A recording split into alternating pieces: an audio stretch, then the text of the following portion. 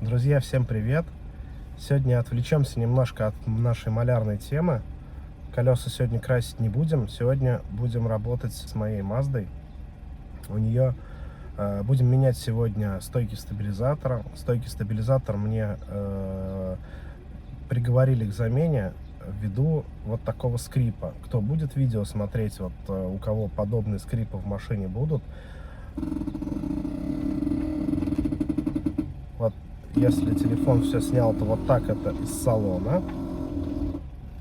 Сейчас я постараюсь камеру закрепить поближе на колесе и попробую снизу снять, чтобы слышно было, какой звук.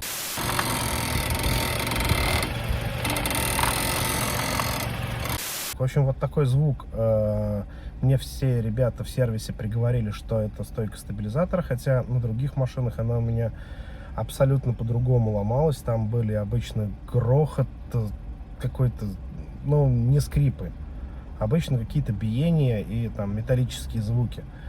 Но на этой машине такой грохот, такой скрип. Мне сказали, что это, в общем-то, конструктивная особенность автомобилей данного типа, и в этих машинах эта стойка изнашивается именно так. Попробуем, конечно же, мы ее заменить. Я думаю, что тут ничего сложного нет. На Opel я менял, проблем никаких не было. Посмотрим. Вот она, эта стойка. Вот у нее нижняя часть, вот верхняя часть. Мы сейчас сюда набрызгаем ВДшкой. И пока будем снимать колесо, ВДшка как раз будет работать. Потом снимем и все открутим. Надеюсь, проблем не будет. Процесс снятия колеса я, конечно, снимать не стал. Ничего там интересного нет. Вот эта стойка, вот раз болтик, вот два болтика. Сейчас мы их добросовестно открутим.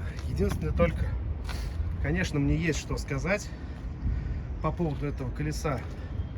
Особенно мне есть что сказать предыдущему владельцу. Если вдруг он меня смотрит. Друг, вот ты мне скажи, вот ты купил эти диски, классные, здоровские. Вот у тебя есть такая вот штука под запасное колесо.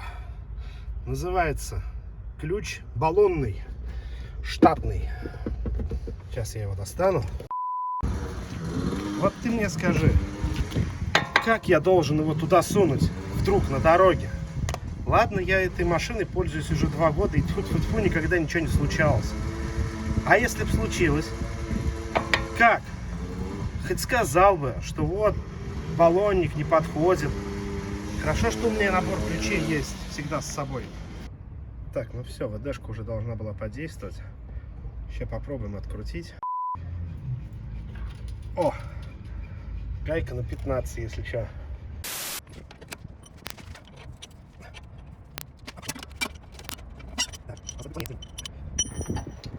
В общем, верхняя пошла без проблем, а вот с этой будет посложнее, потому что туда хрен доберешься. Но я постараюсь. Чуть-чуть прямого включения. К сожалению, здесь очень неудобно снимать, как что делаешь, но тем не менее я открутил вот эту гайку. Кстати, маздоводы, вот это что такое? Просто какой-то балансир. Это какая-то резиновая штука.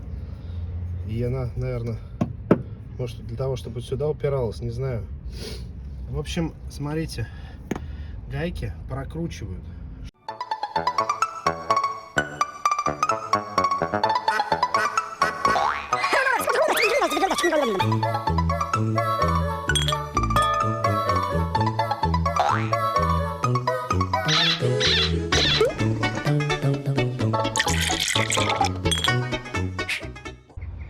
Все, новая стойка на месте.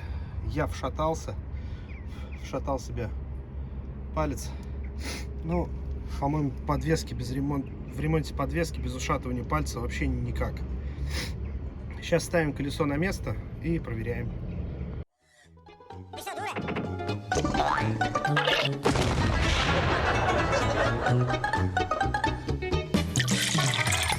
По капельке.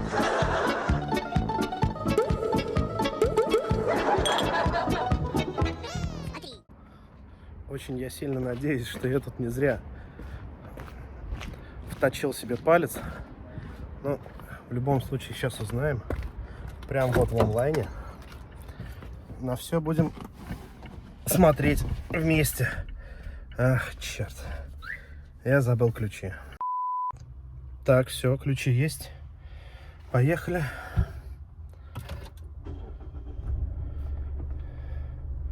Пустим стекло, чтобы слышнее было. Выключим кондиционер пока, несмотря на то, что сегодня плюс 30.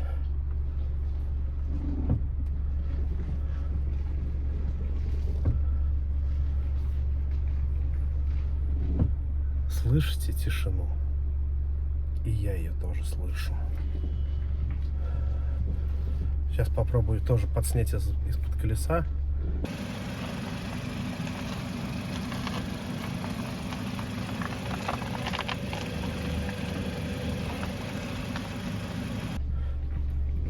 Ну, из кабины, из салона слышно уже, что все получилось, все заработало. Я, конечно, купил две, я понимаю, что меняются они парами. Не надо мне говорить, что я там какой-то странный тип.